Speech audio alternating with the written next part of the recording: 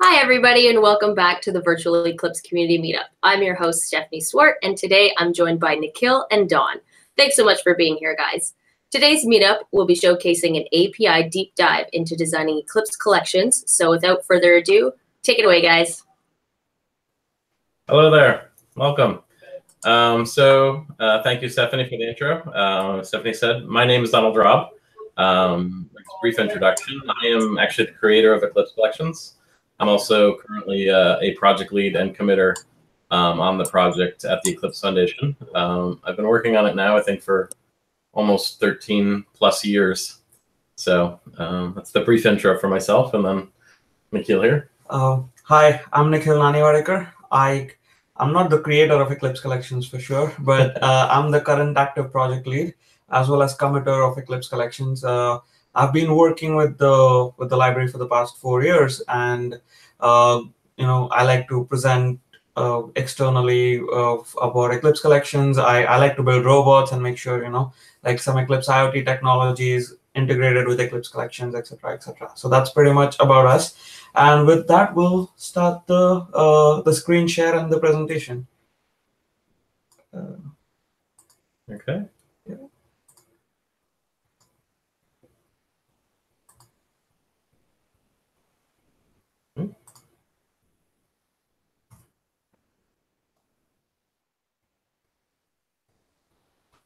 Okay. So as Stephanie said, we're going to be doing a deep dive into the API design of Eclipse Collections. Quickly, our agenda. I'm going to talk a bit first about what Eclipse Collections is for those that don't know.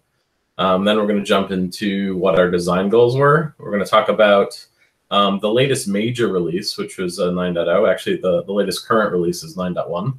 We'll talk about what has happened in the major release. We're going to talk about strategies that we have for evolving a Collections API. And once again, this is an API that's been evolving now for over a decade. We're going to talk a bit about how we got here. How did we create a collections framework? What were the problems we were looking to solve? We're going to talk about something near and dear to my heart called symmetric sympathy. And then we're going to just have a recap of basically the past of Eclipse Collections and what we view as the future. So with that, what is Eclipse Collections? So Eclipse Collections is an open source Java collections framework. It's got a functional, fluent, friendly, and fun API. It is a mature library that's gone through an evolutionary design. It wasn't something that we sat down and said, hey, we're going to develop all this stuff. We've been evolving over a long period of time, based on use cases that we had in active development projects. So it's about 12, 13 years of development. In terms of its history, it started out as an internal library at Goldman Sachs. We, called Caramel. It was roughly an acronym, stood for Collection Array Map Extension Library. In 2012, it was open sourced on GitHub as GS Collections, and this was the first open source project, from Goldman Sachs. And in 2015, Eclipse Collections to the Eclipse Foundation, and there was a key problem we were looking to solve was basically we wanted to open it up to the community for contributions. And I think now we're at like 30 plus contributors now on the project since it was moved to the Eclipse Foundation. So in terms of project leads and committers, you've met now Nikhil and myself. So we're both project leads. Nikhil is the active project lead. I like to say Nikhil does all the hard work. He makes sure that we have a release plan and the releases actually happen.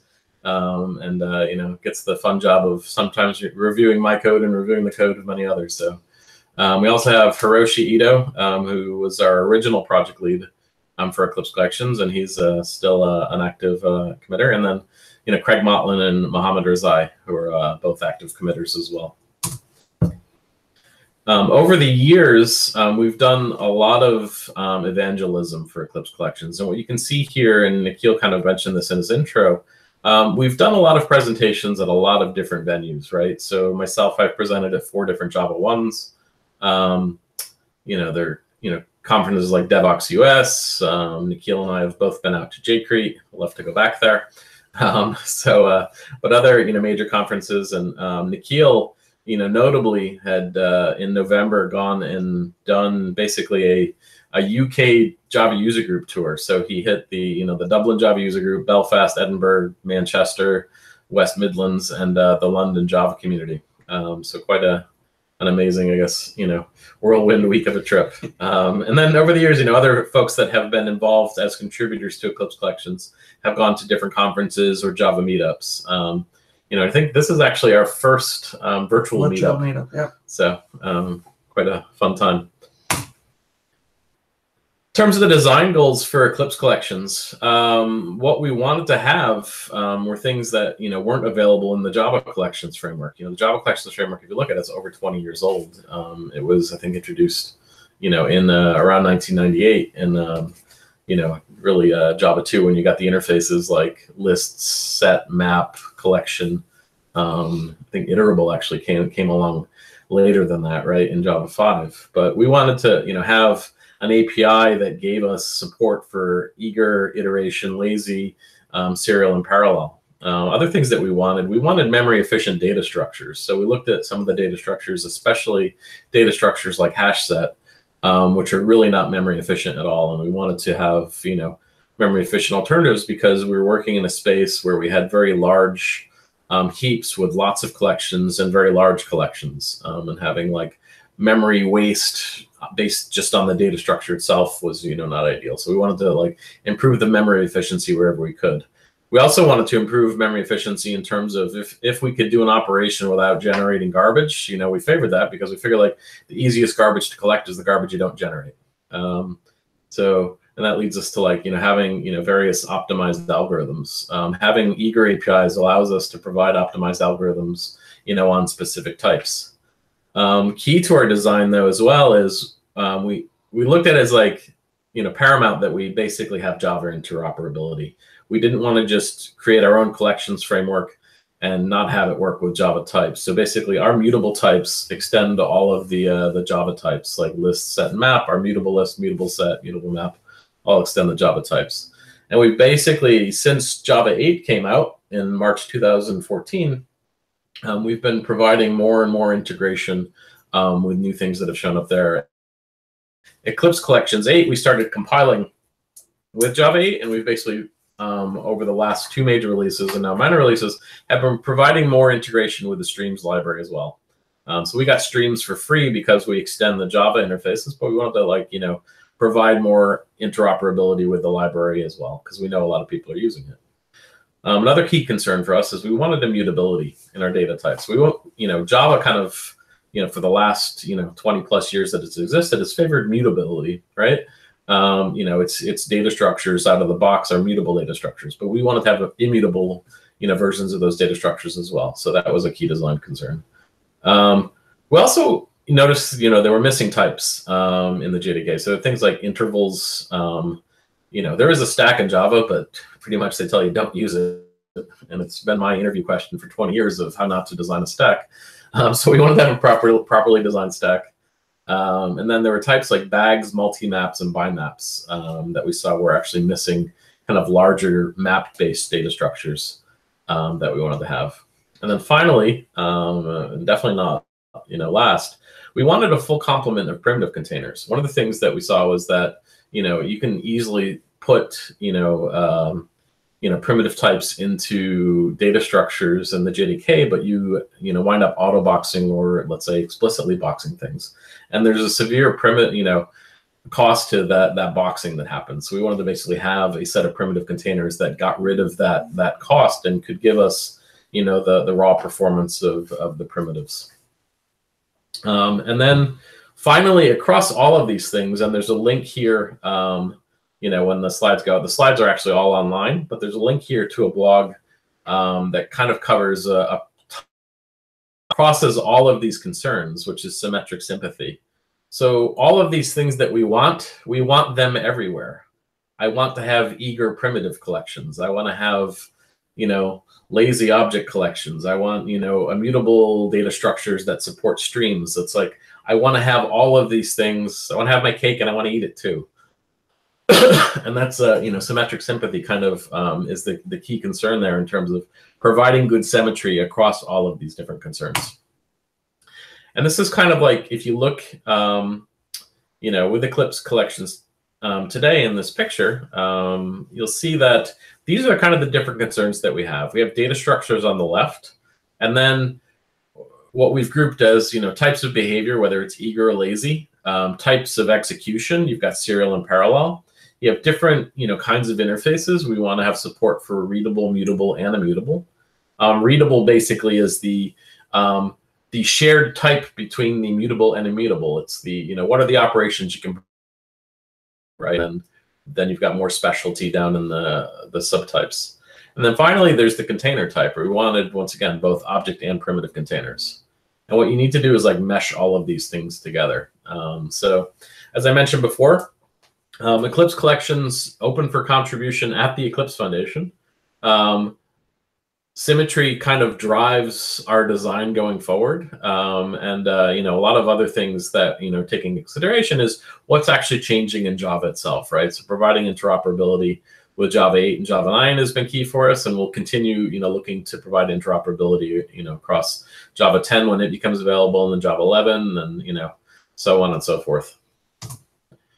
If we zoom in on the symmetry point a little bit, what you'll see here is like a bunch of protocols and a bunch of interfaces, and this may be hard to look at on your screen. So what you can see on the left, though, is a single protocol called Select. And Select is a protocol that we want to have available across immutable, mutable, lazy, readable, and iterable interfaces. And then for each of these interfaces, we want it for object, int, long, float, double, short, byte, boolean, and char types. So basically all the primitive types. And I think that's a key concern for us as well. When we say we want to support primitives, unlike in the JDK, when primitive streams came out, you got support for int, long, and double. We support all 8 primitive types. So what you can see is, for each protocol, then it's multiplied, as we add another protocol. So on the right, you've got reject. We want to have exactly the same support across all those types. And in the middle, you can see like, well, I want to have both, support for select, reject, and any other protocols across all of these different concerns across all these types in the middle. So we want it for list, set, bag, stack, map, by map, sorted set, and sorted bag. And there may be, additional types that we, add and consider in the future. So in terms of memory efficiency, and this kind of, I guess, gets to the point I called out a little bit before, one of the things we looked at is like we wanted to have a more efficient set.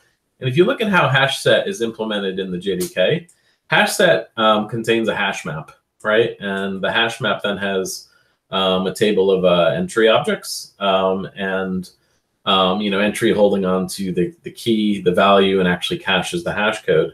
And what you can see is the cost of the data structure. So in this chart here, you can see for a increasing size of a hash set, you can see the corresponding increase in the cost of the data structure. And this is the pure data structure cost that's depicted here. So if you look, hash set is going at 1,000, excuse me, for 1,000 elements, you're seeing a cost of 40,000 bytes.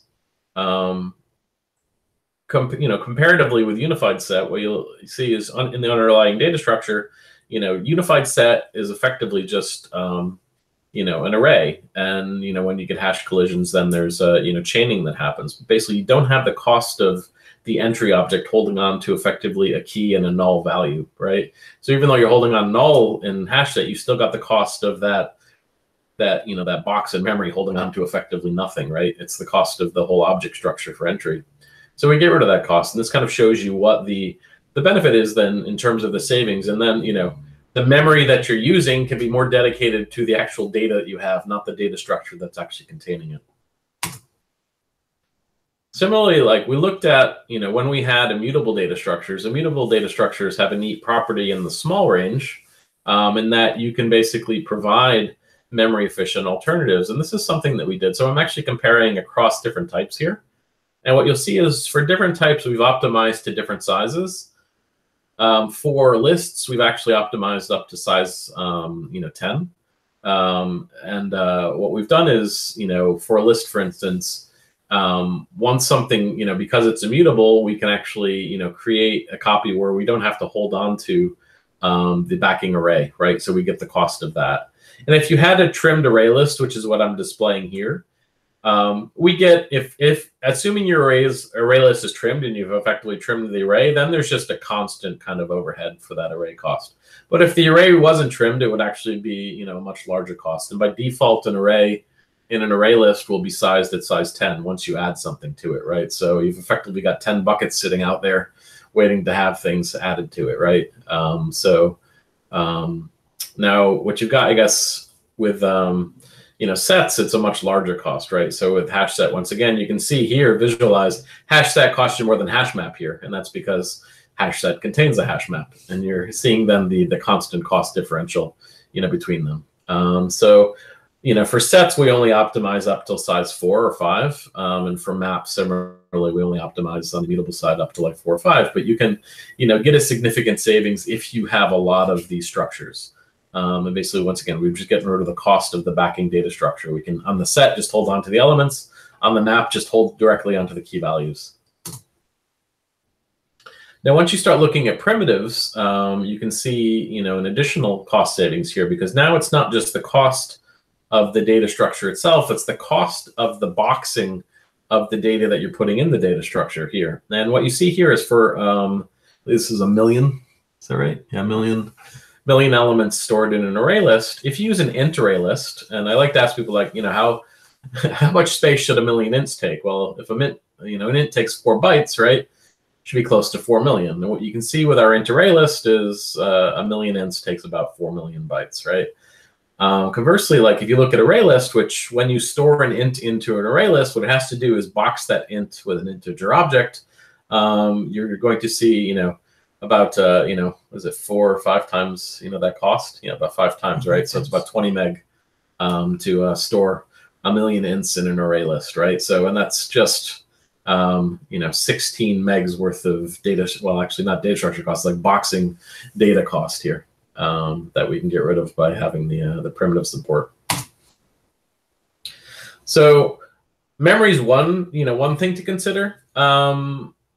When we look at it, it's actually, I would say, like in terms of our design goals, memory is the primary consideration. But there's another consideration, which is performance, and there's an interesting benefit you get, and I'm going to demonstrate in the next few slides the differences between using object and primitive collections, and I've mixed in here as well some comparisons of serial and parallel performance using both Eclipse Collections and using streams, because we have parallel support in Eclipse Collections. We also we get the streams parallel support for free, but I compare it against, let's say, the performance of using parallel with ArrayList versus our own.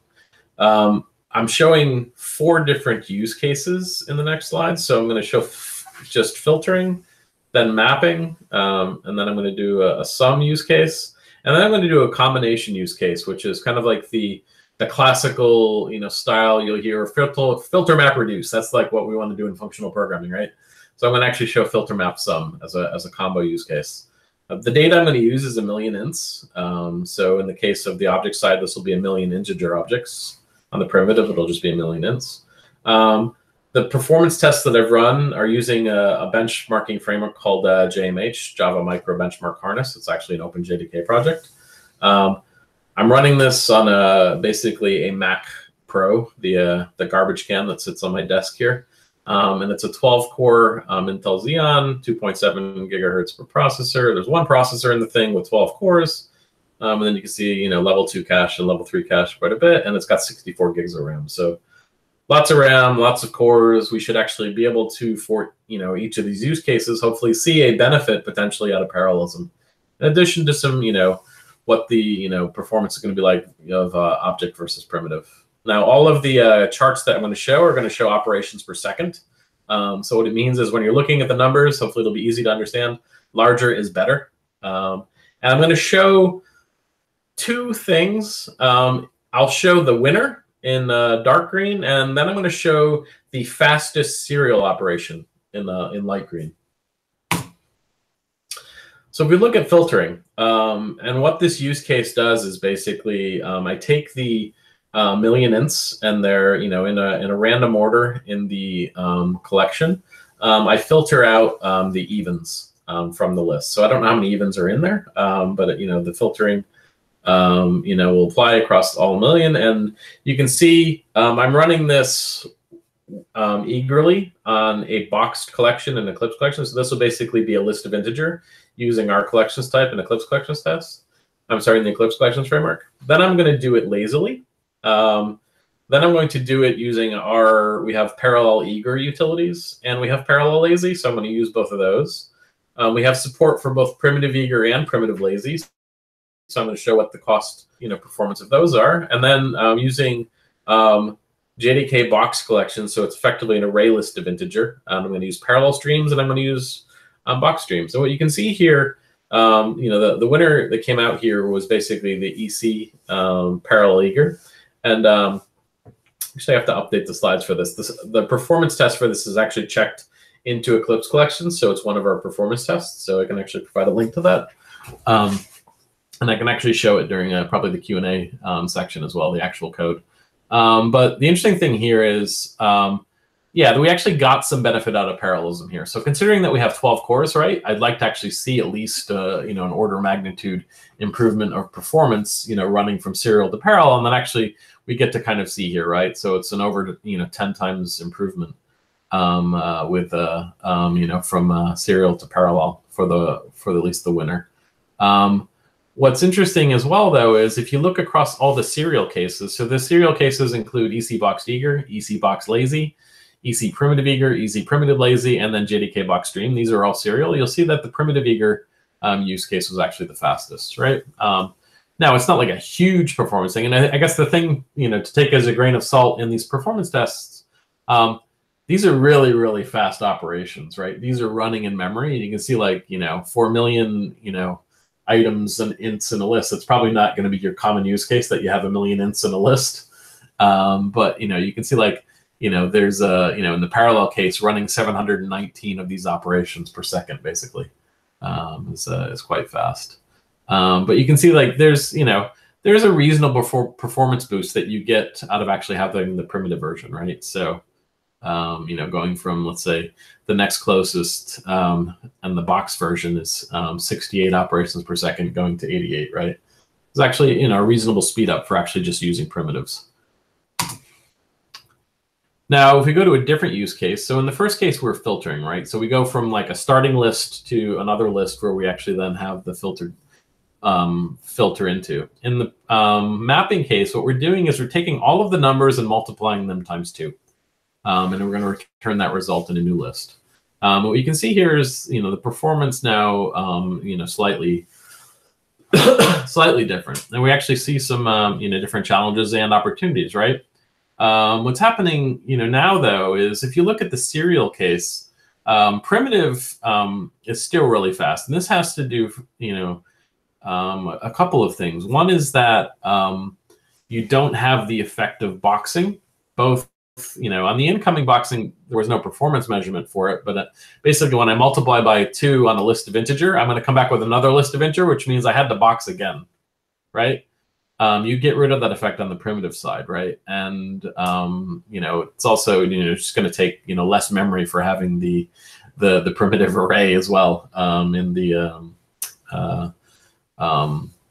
EC primitive eager case. But you can see it's almost not quite twice as fast as the fastest serial operation. But you can also see that we didn't see the same benefit that we saw in the filter case. If you look, right, we saw an order of magnitude improvement from going from serial to parallel. We didn't see the same improvement. If you look at the top serial case, right, 243 operations per second, we only got up to 762 operations per second, right? So it's about what? A little more than 3 times, right? So considering I have 12 cores, getting a 3 times improvement seems like I'm just keeping my my office warm running these tests, right? And I'm actually getting the performance benefit I'd like. Now, what's also interesting is you can see that there are optimizations that we've done in the eager cases that are actually benefiting this particular algorithm. And that's because when you do a collect or map a transformation, you've got, good information about your data structure in the eager case, which is we know that the target size of the list is going to be the same size as the source list, so we can actually pre-size that, right? And that's where the bulk of the cost would come in terms of doing this on your own in a for loop, let's say. Getting the pre-size, you're not going to have the amortized cost of them growing and copying the list as you're adding to it.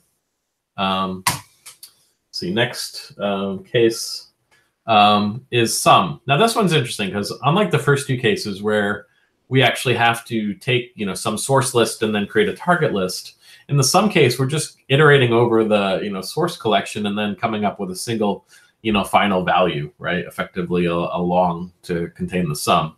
And now what you see here is the performance between serial and parallel really gets blurred, right? We're not seeing the same performance improvement for doing this operation. Even in the boxed cases, it's only 4 times faster in the parallel case than doing it serially. But in the primitive case, you can see sum is extremely fast, and that's just because adding ints is an extremely fast operation, right? And if you've effectively underneath got a for loop that's just doing plus equals on the value, that's going to be extremely fast. So you can see like we don't even get a 2 times performance speed up going in parallel.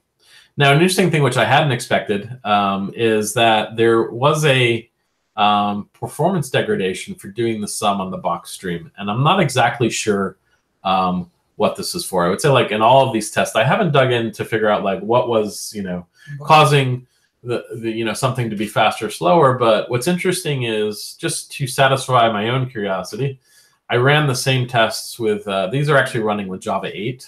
I ran them with Java 9, and this effect seemed to disappear. So there was some, I haven't dug into exactly what it is yet, but there was some performance improvement they've done between Java 8 and Java 9 for this particular use case for summing. Because this was, pretty poor, right? This is like, I don't know, almost like 15 times slower than the primitive Iger case, right?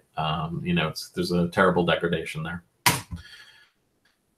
Okay, the final case that we've got here is basically the combo case, right? And this is where we're filtering the evens, we're then multiplying them by 2, and then we do a final sum operation on them.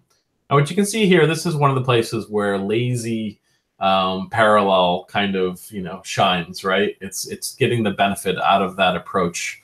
And what you can see here in this particular case, box parallel streams actually got the best performance, right? And you can see still though, in the serial performance, it's still a primitive collection that's actually getting the fastest performance, right? And a reasonable speed up over all the other serial options. So, I think, the key thing here I would take away is that, performance optimization is, well, aside from being voodoo science sometimes, right? And I would say like you should only be optimizing performance when you have a problem. But it's interesting, like another good thing, and this is actually something I have blogged about, and I guess there's a link to my blogs later. It really helps you if you're going to do performance optimization to understand what your options are, right, in the space. So knowing that you've got Iger or lazy in parallel, and understanding what you can potentially do to speed something up, and and there's always the option too that you can write the code yourself, right? Implement the for loop if that's ultimately where you're going to see the performance. But the best thing to know is like knowing what you're doing, right? So with that, I'm going to hand it over to Nikhil. So thanks, Don. Like Don had mentioned before, Eclipse Collections 9.0 was the most recent major version. We released Eclipse Collections 9.1 on 1st of January. Wanted to start a new year with a new release. We'll be releasing 9.2 in April. But going back to 9.0, the biggest changes were we had to make sure the library would support Java 9 as well. It would run fine without having without making our users who are going to upgrade to Java 9 go through some command line parameters, or like not even work, so to say. And because there were a lot of compiler changes with the compiler bug fixes which went in Java 9. I have a talk which says how to make your project Java 9 compatible, and I cover all of those.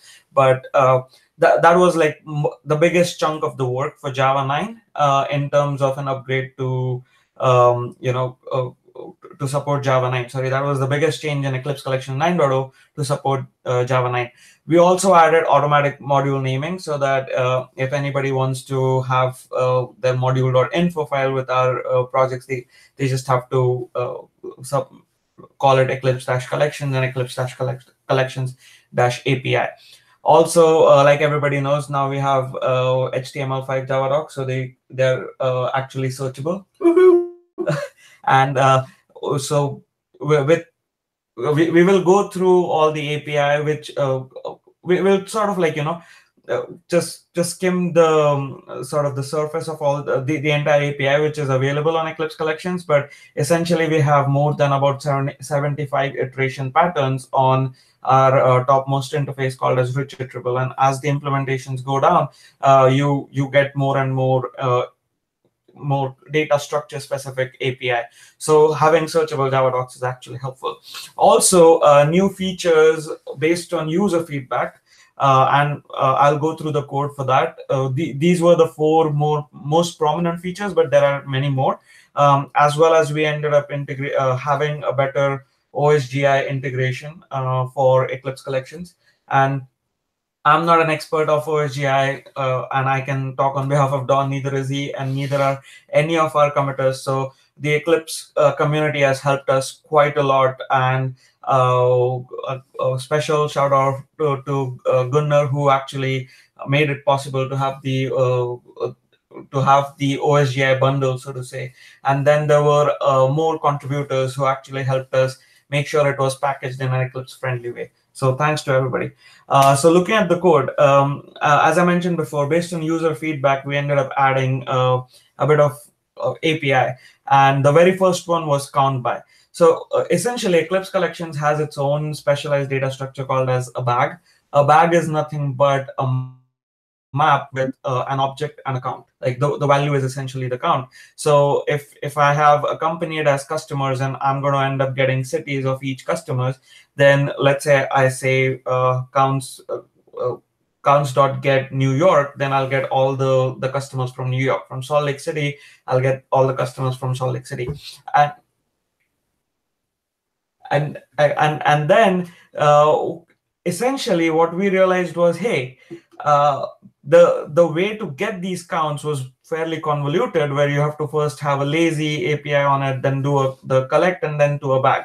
But that all we're trying to do is just count it. So we wanted to add a much more user-friendly name, and that's why count by. So essentially what you're saying is take these customers and count these by their cities. And that's what ends up giving a bag, essentially. And that's how count by was written. So you will see that bag has been like in the library for the past at least 5 years or something like that, more than like about 7 to 8 years.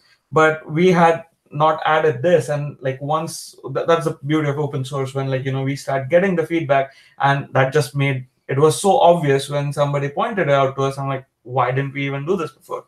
So that's how that got added. The second one was similar to count by. It was distinct by.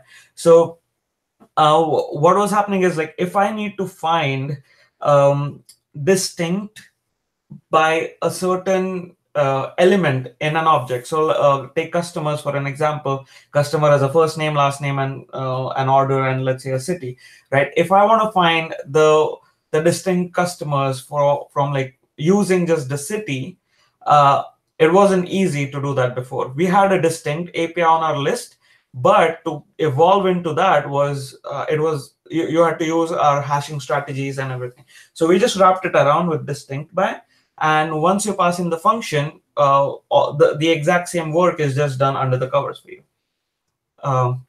Also, factories for primitive streams. This was actually a user-raised issue where they were like, why? I already have an int stream, but if I want to go from int stream to a primitive Eclipse Collections collection, it's not easy for me to do that, because then I have to what the users had to do is essentially before was they would end up having to collect it into our int list, so to say. But with the amount of code that is necessary, like we were like, no, this should be like going into the functional programming paradigm, we should be able to do this in just one line of code. So we started adding methods on our primitive factories, where you could just create a primitive list from a stream. Stream on immutable collections. So like Don mentioned before, we have 3 types of interfaces. One is the readable, one is the mutable, and the other one is immutable. Now the mutable interfaces which are there, since they end up extending JDK interfaces, like a mutable list extends a JDK list, you get streams for free. But if you need stream-like behavior, or if you need streams on the immutable collections, it wasn't that easy. But pretty much only a few people know about this, that there's a neat trick to all our immutable collections, because all our implementations have a method called as cast to list, where essentially you're taking an Eclipse Collections immutable list. The moment you call cast to list, you still get the immutable behavior, but you get back a mutable list, or rather a JDK list. And using the JDK list, you get the stream. So if you look at the previous version of Eclipse Collections, if I wanted to use a stream, I would have to first cast to a list, then do a stream, and then do my stream operation to get the results out. But that did not make any sense. And again, this was like a user requested feature where they were like, I like using immutable collections because it helps in my functional programming, but I can't use stream-like behavior. So our obvious question was, why don't you just use the primitive API that that is already present? Oh, sorry, the Eclipse Collections rich API, which is already present, because essentially any match is called as any satisfy in Eclipse Collections. But he was much more of it went into a short discussion, and the request seemed reasonable and easy enough. So what we did was we just added, we have essentially masked the cast to list part of it by adding the dot stream on our immutable interface itself. And just to quickly go through what we end up doing in terms of an API evolution strategy is we have this sort of a matrix which all of us go through, where if I want to contribute something, the first contribution, I'll always put it in our static utility. Like we have utilities like iterate, list iterate, set iterate, etc., etc. Because the cost is very low. Also, you can always release it during a minor release, but starting with JDK 8, Java 8, we can actually add default methods so that it's not backwards breaking. It does not break backwards compatibility. Again, you will see like we are very, very sort of stringent about maintaining backwards compatibility. We don't want any of our users to have our library and then go with, why did I have this? Because each time I'm upgrading from 8.0 to 9.0, it's like another a month of work. So even if you look at the release notes which we publish, we end up telling our users what are the breaking changes, because then they can isolate and go test out that stuff if they're using. So, but in order to bypass that, we start out with static utilities, and we actually see whether the API that we are introducing newly, is it even useful? Then we end up adding default methods. We have the lazy API, and like we sort of have like a flow chart which we go through. But how did we get there?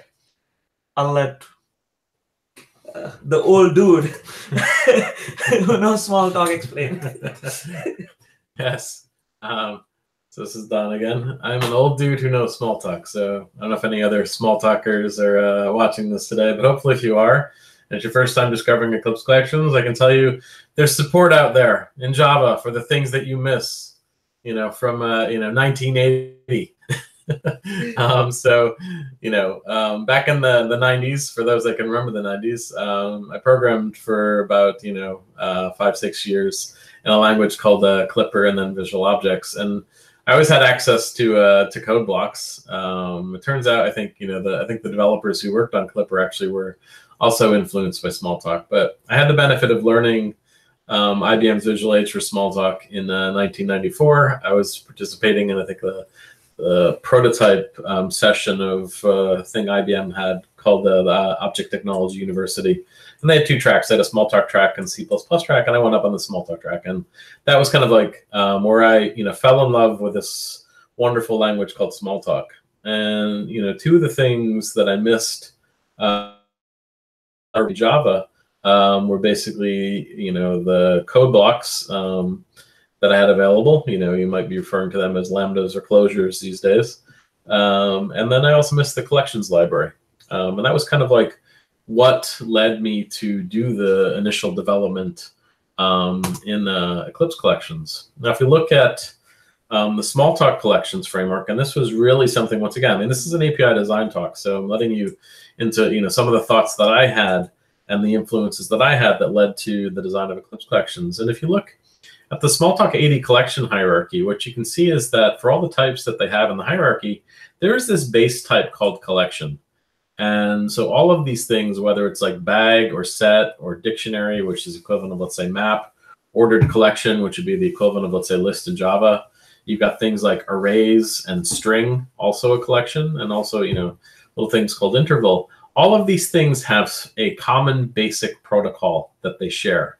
And this was one of the key things that I wanted to have in Eclipse Collections. I wanted the same protocol across these collection-like things. And we often used to say, like with Smalltalk, with Smalltalk, it's turtles all the way down. It's like you look underneath, it's an object as far as you go. Now in Smalltalk, and this is actually written in a recent open source Smalltalk called Pharaoh, I tested it out. We had neat collection factories, and this was one of the things I missed right away. You could easily create a collection very quickly by just saying either set with 1, with 2, with 3, with 4, or do exactly the same thing for an ordered collection or a bag. It's funny, having written now this code, 20 years after the first time I wrote it, it's like I wish they had called ordered collection list. It would have just much easier to type. It's a lot of text. But you had literal arrays. You could say, Java has these as well, and obviously strings are used to create. But you could create things like even dictionaries very quickly. So I missed those things. The other thing I missed were the the Smalltalk protocols on the collections themselves. So we had methods, which I used to call the Dr. Seuss API. We had methods that rhyme like select, reject, collect, detect, inject. I found out not too long ago where these actually came from. They come from an Arthur Guthrie song. I think it's Alice's Restaurant or something, often referred to as the Thanksgiving song. I found out in some places like Pittsburgh and Boston played this song regularly during Thanksgiving, which I didn't know about. But anyways, had methods directly on the collections themselves, and you can see like they're Iger methods in Smalltalk. So when I say set select, each odd, I get back a set of 1 and 3. And this is based on the data that I had in this previous slide, right? So if I say list reject, and I want to reject all the evens, I'll get back an ordered collection 1, 3. And you can see like the result type is the same type that I iterate over. So if I iterate over set, I get back a set. If it's a list, I get back a list. If it's an array, I get back an array. So on and so forth. So once again, these Iger protocols are available directly on the collections. So if you look at Eclipse Collections, and you look at basically the things that were taken from Smalltalk and Java, you marry these things together, and that kind of gives you what Eclipse Collections is. So from Smalltalk, we got good symmetry. We got the turtles all the way down. Things behave similarly regardless of their type. We got blocks and lambdas. I would say like or an inspiration. We waited for so long to get lambdas finally in Java 8. Internal iterators, something I wanted. I liked the protocols, so the protocols are similar, like select, reject, collect. I wanted the Iger APIs, bag interval, but then, there were things that Java influenced as well. So the basic collection types, I didn't take the Smalltalk collection types. It's like, and this gets back to the interoperability, using list, set, map. These are things that make sense because this is what Java developers know, right? Primitive collections, once again, Smalltalk doesn't have primitives. They only have objects. Well, they have primitives somewhere that you would be very hard for you to see, but it's not like Java where it's like in your face. Lazy, iterables. Once again, laziness wasn't something. It's not that we couldn't implement it in Smalltalk. It just wasn't a common thing. I would say it became more common with Java. Parallelism is definitely something that was Java influenced. We didn't have native threads in Smalltalk. We had green threads, so like parallelism was something we would do by horizontally scaling, not by parallelizing within a VM. Immutability, and then these types like multi-map and bi-map were things that I hadn't seen before in Smalltalk. So in terms of the API names, I like this funny quote I got from Martin Fowler's Blicky, which was attributed to the guy named Phil Carlton, which says there are only two hard things in computer science, cache invalidation and naming of things. So naming is really, really hard.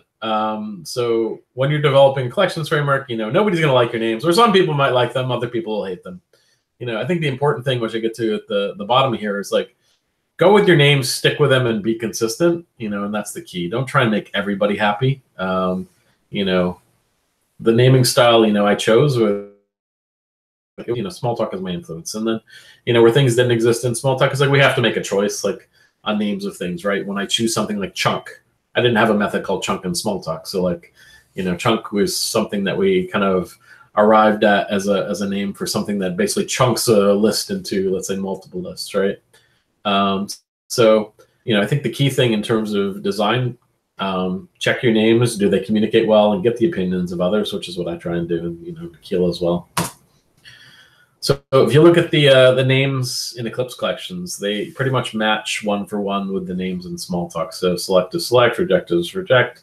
And what you can see is that, you've got the same patterns, just with the different names. So select is the equivalent of filter in Java 8 Streams. Reject is the equivalent of a method that doesn't exist in Java 8 Streams. So basically, you can do filter with a negation on the predicate, right? So your good old not character can come out. Collect is map. Collect is flat map. Detect is filter find first get. And I think filter gets reused a bit to implement other patterns in streams. Inject into is really, fold left, but, can be used equivalently as reduce. There's actually a version of reduce in the streams that is almost exactly like inject into. And then any all none satisfy match up pretty closely to any all none match. And I'm going to hand it over to Nikhil. So I'm going to quickly go through in the interest of time, because I think in a couple of minutes we should open up the Q&A.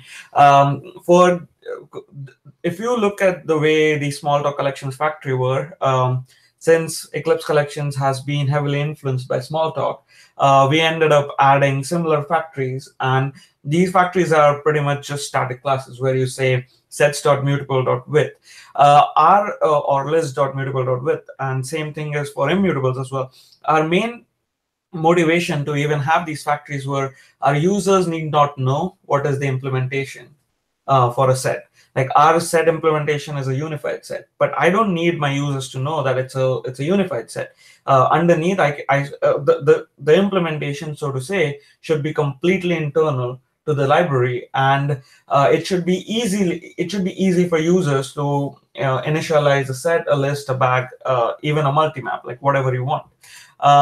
Now, if I were to show how our Iger patterns look like, they're nothing different than are essentially lazy patterns, except for not having that dot as lazy call.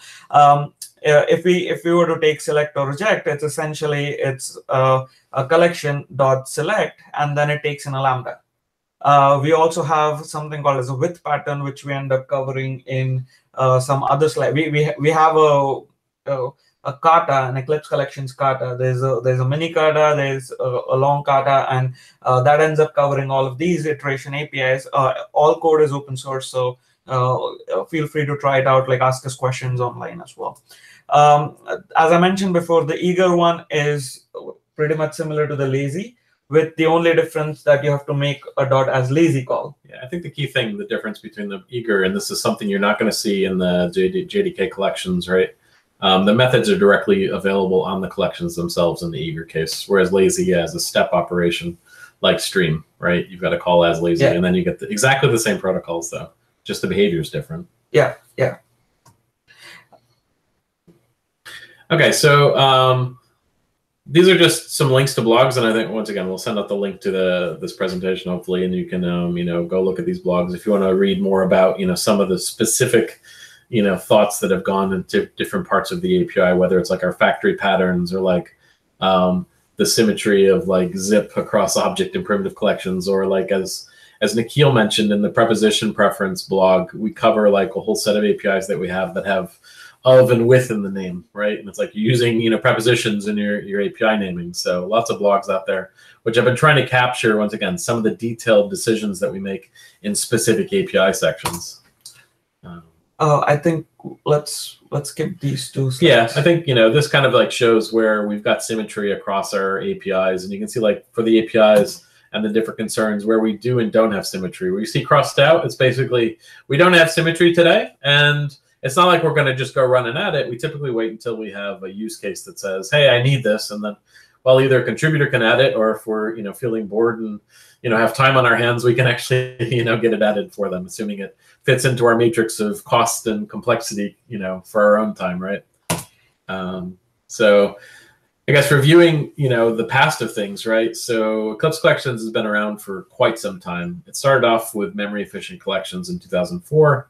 And it started off in JDK 1.4, right? So it's really gone through, I think, like 6 major versions of Java releases. A big impact was Java 5 in 2005. We had to upgrade the library.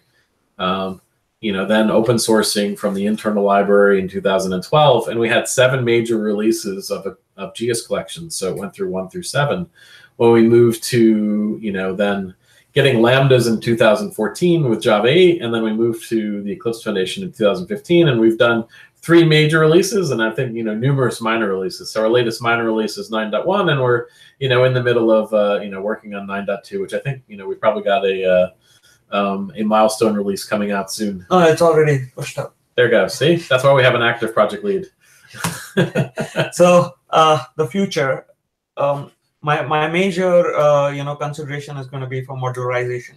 Currently, because of our entire primitive collections hierarchy, because we have all the 8 primitives, and then it's the maps, and it ends up becoming 8C2 sort of thing, and like the code is just like huge. The code base is huge, and that ends up in having our library be about 10 megabytes, and it's fine for big JVMs. But I'm a robotics engineer, and I like to play with like robots and work on the IoT side of things. And essentially what that leads to is I have to reduce my own library's footprint. So the very first thing which I plan to work, hopefully when I get time in the near future, is modularization, so that we can reduce the footprint, improve symmetry. It will always be a driving factor to actually converge our object and the primitive sides of it. From user demand, we are trying to add new data structures, like more primitive data structures. Ordered is one of the sort of the most requested, and is in 9.2 you will end up getting an ordered map, which ends up sort of wrapping around a linked hash map, but you get all the Eclipse Collections API on it. Also continued Java 8 integration and interop. We are one of the early adopters of the JDK, so we end up running our tests for the JDK 10 release candidate was out this morning, so we'll end up having to run our tests so that we can guarantee compatibility with it. Also, the last but not the least is integration with Eclipse Build Train. I think we're almost there, but will appreciate all the help I can get from the Eclipse community, because like I said before, none of us maintainers are experts about like the OSGI side of things, the P2 repo, and like the whole integration, how it works. So I apologize in advance when I'm going to ask you like really stupid questions which are but obvious, but I will also thank you a lot in advance for helping us get it out. So that was pretty much the end of our slides, and we'll be happy to take more questions. So I'm going to stop sharing. Okay. Thanks, Don and Nikhil. That was a fantastic presentation with a lot of great information about Eclipse Collections. So we actually do have one question.